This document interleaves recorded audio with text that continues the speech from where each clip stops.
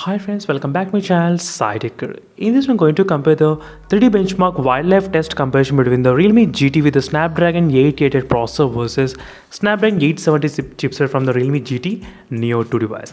Let's see friends what will be the 3D benchmark scores we can actually expect between these two phones. So after the Realme UI 3.0 and the Android 12 update between these two devices.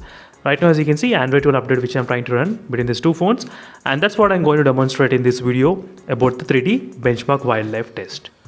So this is the exact test which I'm going to do right now friends, and this test I'll try to do in the two different methods. So first, without any GT mode which I'm trying to run between these two phones, there is no GT mode enabled, and second, using GT mode I'll try to do the test, and we'll try to find out exactly with and without GT mode is there any kind of huge difference or not between these two phones regarding the 3D benchmark wildlife test.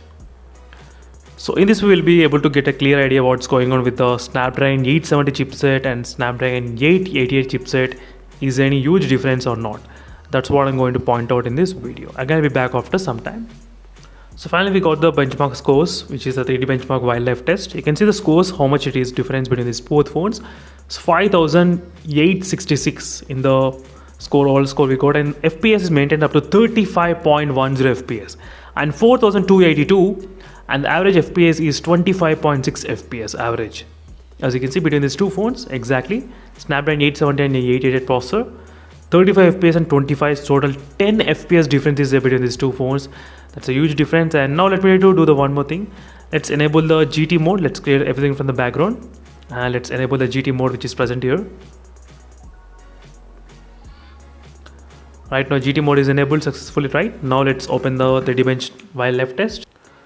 So is the test application. So right now using with the GT mode we're going to do exactly same test again. This time we're going to find out will it make any difference or not. 25 FPS and 35 FPS regarding the benchmark.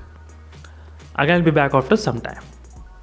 So right now as you can see friends, we got the test scores and which scored about similar kind of score, nothing much huge difference. So 25 FPS and 35 FPS even with using GT mode and without using GT mode. These are the statistics which we got between these two phones. As you can clearly see friends, comparing between these two devices.